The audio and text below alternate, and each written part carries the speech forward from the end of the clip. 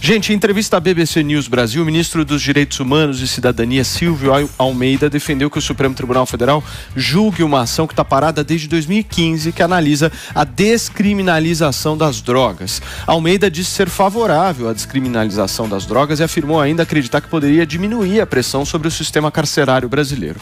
Turma, os dados mais recentes, só para vocês entenderem, de junho de 2022, mostram que a população carcerária do Brasil é de aproximadamente 837 mil pessoas. Eu vou colocar esse tema aqui em discussão. Eu começo por ele, o nosso queridíssimo Alexandre Borges. Coloca ele na tela aqui para mim. Edu, Mari, por favor. Fala, Lê, bom dia. Bom dia. Um bom conservador é contra a descriminalização, né? Sim, a maioria, não todos, né? Não é um pensamento fechado, conservadorismo, mas, em geral, os conservadores são contra por um motivo de que o conservador tenta entender o impacto real do consumo de drogas, principalmente nas camadas mais pobres da população. Porque para o rico, quando ele se droga, ele tem dinheiro para ir para um spa na Suíça, depois ficar 2 semanas se desintoxicando, fazendo detox e tal. A consequência direta do consumo de droga na vida dele não é tão impactante quanto, por exemplo, um motorista de ônibus começa, vamos dizer, a cheirar cocaína, aí de repente ele perde o emprego, aí perdeu o emprego, perdeu o casamento, começa a não ter renda para pagar a pensão alimentícia dos filhos, que dá cadeia, aí ele começa a não ter dinheiro para pagar o traficante, de repente um sujeito que era um trabalhador casado, de família, ele em alguns poucos meses ele já é jogado na criminalidade, a vida dele destrói. Então, eu lamento muito, inclusive, que muita gente da elite não entenda como o consumo de droga pode ser destruidor na vida de uma pessoa que não tem o mesmo dinheiro e os mesmos recursos que essa pessoa tem para ir para uma clínica 5 estrelas de detox no dia que parar de consumir aquelas drogas, enfim. Então, no geral, e outra coisa também, muita gente lê errado, lê mal os cânones do liberalismo, porque o liberalismo, quando ele diz que você tem a decisão individual e a decisão do indivíduo tem que ser soberana, esquece que quando você consome drogas, você perde uma parte da sua capacidade de tomar decisões. Então, já não é um indivíduo pleno, né? É um indivíduo que, à medida que ele vai mergulhando no vício, ele vai inclusive tendo características de dependência química, ele vai perdendo a capacidade de decidir. E a partir daí o próprio argumento liberal deixa de ter força. Então, no geral, o conservador, ele é contra, e num país pobre como o Brasil, mais ainda, que não tem tantos recursos disponíveis para tratar o dependente químico. Muito bem, meu querido Alexandre Borges, fiquei só olhando para Mano Ferreira aqui, ele está extremamente insatisfeito com essa sua fala. Não queria de maneira nenhuma criar algum tipo de clima ruim no programa, mas a verdade é essa. Eu gostaria, já que nós abrimos aqui para o nosso panorama aqui geral, nossa câmera geral, apresentar o nosso sofá, certo, Fê? Por favor. Nosso querido Mano Ferreira, a Maiara de volta aqui ao nosso programa, e hoje temos Josias Teófilo, ele que é grande cineasta, Josias. Um homem absolutamente articulado, certo? Muito. Daqui a pouquinho o Josias vai falar sobre isso. Inteligente, né? Ele é muito inteligente. Nós saberemos daqui a pouquinho. Veja só, meu querido Mano Ferreira, eu quero muito que você conteste o Alexandre Borges, porque o Alexandre Borges está todo pimpão conservador, entendeu?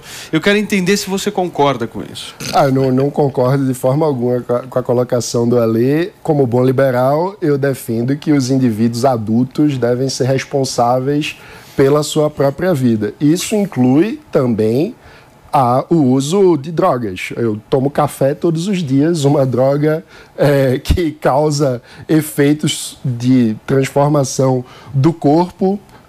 Tomamos álcool, acho que todos sabem que o abuso do álcool gera uma alteração das funções do ser humano. Açúcar. Exato. E que quando estamos alcoolizados, não tomamos as decisões com plenitude, mas a questão é, a melhor forma de enfrentar o alcoolismo seria criminalizar o consumo de álcool? A experiência da lei seca nos Estados Unidos deixa claro que não. O efeito que você tem ao criminalizar a droga não é uma redução do consumo de drogas, o que muitas vezes seria desejável de fato, por uma questão de saúde. O efeito que você tem é o empoderamento do crime organizado, que, tendo recursos que são retirados do mercado legal, passa a se armar fortemente e aumentar a criminalidade. Justamente o que a gente vê no Brasil, onde o tráfico de drogas é uma fonte de recursos muito expressiva para o crime organizado, o que aumenta a criminalidade, os homicídios, e o efeito sobre a população mais pobre da criminalização é viver no meio de uma guerra que não tem data para acabar e que também não tem chance de ser vencida, porque a lógica do consumo de drogas, infelizmente, não é capaz de ser contida pela proibição, como a gente sabe muito bem no cotidiano brasileiro. A única coisa que acontece é que você retira a venda da substância do mercado legal, empoderando o crime organizado. Muito bem. Josias Teófilo, você está com quem nessa discussão, só para entender? Olha, eu acho que, não importa se você é conservador, se você é liberal, se você é de esquerda, o uso de drogas tem um efeito muito evidente, que é a perda da consciência. Existe uma imagem recorrente que Jung tem, dos sonhos dele, que ele sonha sempre que está numa floresta, com uma vela, e a vela é uma coisa muito... o fogo da vela é uma coisa muito frágil, né? Ali. Existe uma cena de um filme de Tarkovsky que é exatamente essa mesma imagem. E o que é o fogo da vela? O fogo da vela é a consciência. É uma coisa extremamente frágil, né? Então, à medida em que você usa drogas, e estou dizendo as drogas mesmo, o álcool, ele é utilizado na humanidade há séculos, há milênios. O vinho, a cerveja produzida dentro dos mosteiros, isso já se adaptou, isso já está no gene humano, o uso de álcool. O abuso do uso do álcool produz graves efeitos, e isso deve ser combatido. Agora, mas isso não se compara com maconha. A maconha, por exemplo, que é considerada mais leve, né? Ela tem uma relação direta com esquizofrenia. E eu não preciso nem de estudos para ver isso. Eu já vi pessoas próximas a mim que começaram a usar como se fosse uma coisa inocente e desenvolveram esquizofrenia. Então, não precisa ser não tem essa de direita e esquerda. O uso de drogas deve ser criminalizado, sempre, entendeu? Inclusive, olha só, você vê no centro de São Paulo, as pessoas entram, isso é uma escolha individual delas, né? Elas entram ali por alguma situação específica e começam a usar crack. Daqui a pouco ela perde o uso das suas faculdades mentais e começa a cometer crimes para usar mais. E isso afeta a vida da cidade inteira, entendeu? A cidade de São Paulo, o centro de São Paulo está seriamente comprometido pelo uso dessas substâncias, que as pessoas, elas não têm ali mais consciência, o cérebro delas foi mudado pela própria substância, entendeu? Elas não têm mais a capacidade de discernir. Isso tudo tem que ser criminalizado, entendeu? Inclusive, eu digo mais, o uso em áreas públicas no Brasil é a coisa mais comum. Em todo canto você sente cheiro de maconha, que eu acho um cheiro horrível, desagradável, a pior coisa que você... E no centro de São Paulo é praticamente legalizado. Isso tinha que ser levado a sério. Essas pessoas não podem ficar usando drogas no meio da cidade para todo mundo ver. Eu acho que tem um ponto válido da gente destacar aqui, que é o seguinte: a descriminalização não é a legalização. São coisas diferentes, né? Nós estamos falando simplesmente de deixar de enquadrar as pessoas que foram de alguma forma pegas aí utilizando isso como criminosos. A legalização é uma outra história. Ou eu tô... Esse é o ponto, né? Acho que é importante fazer uma diferença, porque é significativo isso. E também, como eu estou dizendo, o fato de você ter um tratamento legal diferente de uma droga não quer dizer uma apologia do uso de drogas. É claro que drogas fazem mal à saúde e as pessoas precisam ser conscientizadas, os adultos precisam ter responsabilidade sobre o eventual abuso que faz mal. Agora, meu ponto é o seguinte, minha querida Maiara, há uma guerra contra as drogas estabelecida no Brasil há séculos. Eu quero saber se a gente venceu ela. Definitivamente não. Não vencemos a guerra. E eu queria trazer um ponto aqui que eu acho muito, muito importante destacar, porque o Josias falou, o Alexandre falou, né, dessa questão de que o uso de drogas é prejudicial e tudo mais, e que a gente precisa se preocupar com isso. Eu discordo disso. Eu acho que é muito importante a gente debater essa questão do uso de drogas, sim, da descriminalização, sim. É muito importante que isso esteja sendo pautado. E por uma razão, aqui, trazendo uma outra razão, além das que foram expostas, por uma razão muito, muito prática. O Estado brasileiro gasta demais com o sistema carcerário. Hoje nós temos aqui no Brasil a terceira maior população carcerária do mundo. Um em cada 3 pessoas que estão hoje submetidas ao cárcere são pessoas que foram submetidas ao cárcere em razão do tráfico de drogas. Então, a gente precisa levar isso em consideração na hora que a gente vai debater essa questão da criminalização das drogas. Deixa eu só acrescentar um ponto. A gente perdeu a guerra contra as drogas, sim, a gente perdeu e vai perder sempre. Assim como perdeu a luta contra os assassinatos, contra os roubos. Isso sempre existiu na história da humanidade, ninguém nunca conseguiu abolir, e isso nunca foi argumento para liberar. Não, a questão é que você consegue, com política pública séria, resolver a questão dos homicídios. Inclusive, se você concentra a atenção do Estado, da polícia, do aparato investigatório para lidar com a questão dos homicídios, é muito melhor do que desperdiçar energia e dinheiro combatendo quem está fumando baseado. O problema é que o uso de drogas ele é diretamente relacionado com homicídios, com roubos. Você vê, é só você andar no centro de São Paulo, entendeu? Você vê, tem o pessoal que trabalha ali na OSESP, na Sala São Paulo. Já me contaram de um sujeito que chega ali com paletó, gravata, com a bolsa e pularam em cima dele, ele saiu de cueca. Foi assaltado, roubaram tudo dele. Por quê? Isso é diretamente relacionado com o uso de drogas. As drogas produzem assassinatos, produzem roubo, produzem estupro e tem que ser criminalizado, sim, tem que se manter criminalizado, tem que ser mais rigoroso ainda do que nós somos no nosso país. Há evidência de que a própria existência do crack é resultado da guerra às drogas. Sim. Porque o crack é o resto da cocaína e que virou uma coisa comercializada em função da proibição. Mas olha só, a guerra às drogas acabou com um dos maiores assassinos terroristas, que foi Pablo Escobar. A guerra às drogas produziu isso e muitos outros assassinos e terroristas ligados a isso. O nosso queridíssimo Alexandre Borges me pediu a palavra. Lê, por favor. Não, só para reforçar uma parte dos argumentos. Primeiro, eu achei curioso na discussão que não houve tão claramente a distinção entre o usuário e o traficante. E até no argumento da Maiara eu fiquei meio curioso, e eu não quero ser leviano, então eu quero até dar oportunidade para vocês, do lado que defende a descriminalização, me esclarecer o público melhor, se vocês não apenas querem a descriminalização do usuário, mas também do traficante. Porque ela falou que gasta-se muito em prender traficante, e aí eu não quero achar que eu entendi errado, mas é para soltar traficante também? Eu não entendi.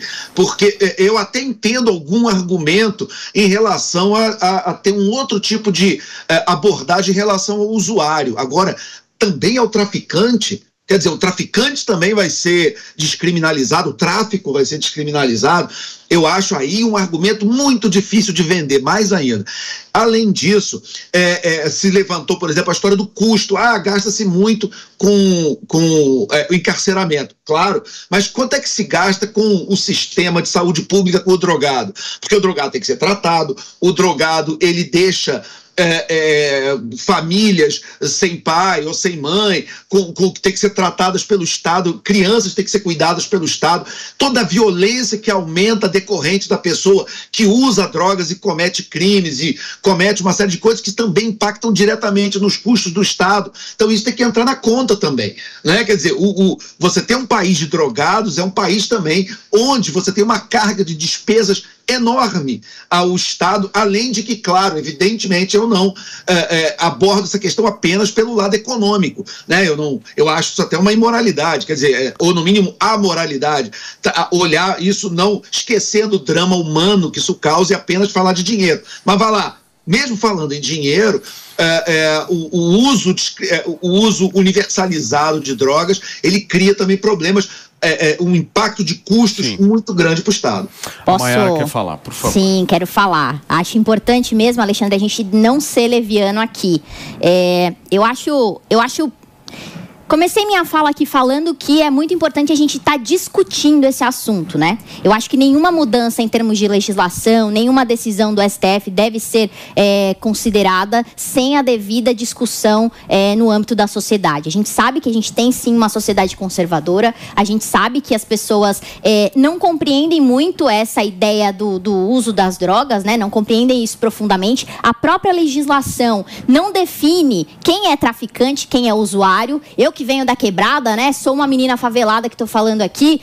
Vejo cotidianamente na minha quebrada gente sendo presa como traficante, sendo que, de acordo com a lei, se a lei fosse observada da melhor maneira, seria enquadrado como usuário. Então, existe até uma confusão com relação à lei, né? A lei de drogas precisa de um ajuste. Então, vocês estão dizendo aqui, né, que falando sobre os gastos com relação à saúde, falando com relação ao suposto aumento dos gastos com saúde e a confusão aí das pessoas com relação ao uso de drogas, eu acho que é necessário um processo pedagógico antes de tomar qualquer decisão. Muito bem. Para fechar, Manu, por Dar favor. um enquadramento legal diferente não significa se transformar num país de drogados. Holanda e Portugal não são países de drogados. O fato de você não criminalizar o uso de drogas não gera uma explosão do uso, do consumo de substâncias. E essa relação com os carcerários? Porque o membro do governo Lula, o ministro, está dizendo justamente que há uma relação que vai diminuir o número de pessoas presas. É justamente essa questão da lei, né? Porque 1/3 dos presos provisórios no Brasil estão em função de tráfico de drogas. Em geral, são pessoas de menor potencial ofensivo. É preciso diferenciar o cara que é um aviãozinho do tráfico, que foi preso com algumas gramas de maconha, e são muitos, que, a depender da classe social, acabam tendo um enquadramento diferente como usuário ou como traficante, porque a nossa lei é omissa sobre uma regulação específica a respeito da quantidade de droga que configura consumo ou tráfico. Então, isso eu acho que é um ajuste fundamental que precisa ser feito, porque na falta de clareza da lei acaba acontecendo uma discricionariedade por parte da polícia e, no fim das contas, do juiz, que é muito danosa. É um dos elementos que gera insegurança jurídica. Só para fechar, vamos lá. Olha, tem um sociólogo, Eduardo Matos de Alencar, né? Nosso amigo, colega de escola, que ele fala uma coisa muito interessante, ou seja, o Brasil tem mais de 50 mil assassinatos por ano. Se você for prender todas as pessoas que estão assassinando por aí, vai ter que construir mais cadeias. Não tem problema, pode ser a maior população carcerária do mundo. Quando o Ronald Reagan iniciou a guerra às drogas, que acabou com muita coisa má no mundo, não é? Ele disse, não tem cadeia suficiente. O que é que nós faremos? Nós vamos construí-las. Então, que se construa, não tem problema nenhum.